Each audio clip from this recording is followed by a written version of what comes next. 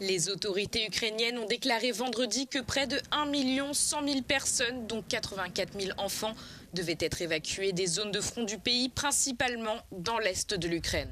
Selon les autorités locales, plus de 600 000 personnes ont été évacuées des régions de Donetsk et de Dnipropetrovsk jusqu'à présent.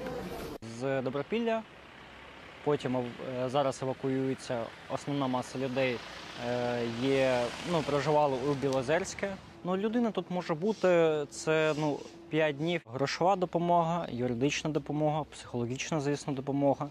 Cette vague d'évacuation à grande échelle intervient alors que les Russes bombardent lourdement la région et y réalisent des avancées militaires.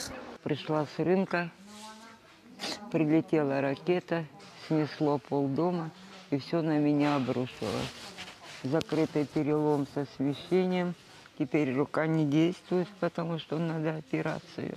La région de Donetsk en Ukraine est devenue l'épicentre d'une décennie de tentatives des forces russes de prendre le contrôle total de la région. La semaine dernière, le président ukrainien a averti que la Russie demandait le contrôle des 9000 km² de Donetsk encore sous l'administration de Kiev, une proposition qu'il a rejetée. Selon Volodymyr Zelensky, l'abandon de la région signifierait la chute d'un rempart contre toute future avancée russe. Kim Jong-un a organisé une cérémonie dans la capitale nord-coréenne afin de récompenser les soldats revenus des zones de combat en Ukraine. Ceux qui ont combattu aux côtés des forces russes dans la région de Koursk ont reçu le titre de héros de l'État.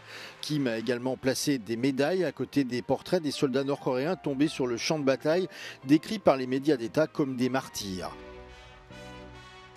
Selon les estimations sud-coréennes, la Corée du Nord aurait envoyé environ 15 000 soldats en Russie depuis l'automne dernier et aurait également fourni de grandes quantités d'équipements militaires pour soutenir l'invasion russe en Ukraine.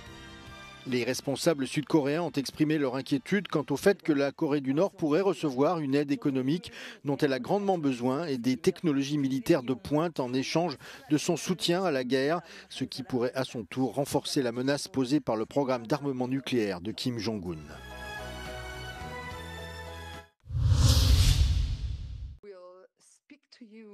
Les Nations Unies déclarent pour la première fois l'état de famine dans certaines parties de la bande de Gaza. Plus d'1 demi-million de Gazaouis sont exposés à un risque de famine catastrophique, selon un rapport de l'Autorité internationale de la sécurité alimentaire, l'IPC.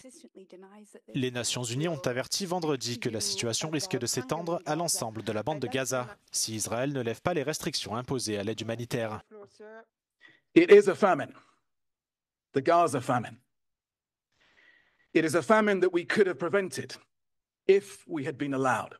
My ask, my plea, my demand to Prime Minister Netanyahu and anyone who can reach him. Enough. Ceasefire.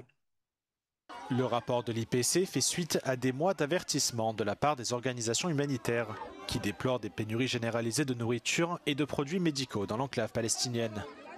Vendredi, Israël a fermement rejeté le rapport, affirmant de nouveau qu'il n'y avait aucune famine à Gaza et que les conclusions étaient basées, je cite, sur des mensonges du Hamas.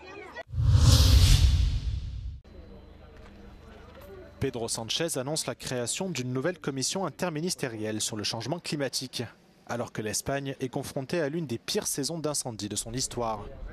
En visite dans la région des Asturies, dans le nord-ouest du pays, le Premier ministre a remercié les autres pays européens venus en aide aux pompiers espagnols pour lutter contre les flammes, qui ont déjà ravagé plus de 350 000 hectares depuis le début du mois d'août. Asturias no había vivido nunca que se recordara de manera tan recurrente temperaturas de más de 40 grados. Y esto creo que nos tiene que llevar a la reflexión de que, en efecto, estamos viendo cómo la emergencia climática avanza de manera cada vez más acelerada. Au moins 4 personnes ont déjà trouvé la mort dans les incendies, dont 3 dans la seule région de Castille et Léon, l'une des plus touchées. Des milliers de personnes ont été évacuées de plusieurs dizaines de villages menacés par les flammes. Face à l'ampleur des destructions, la grogne monte parmi la population, qui dénonce un manque de préparation et de réponse des autorités à la fois régionales et nationales. Vendredi, une vingtaine de grands incendies étaient toujours actifs dans le pays.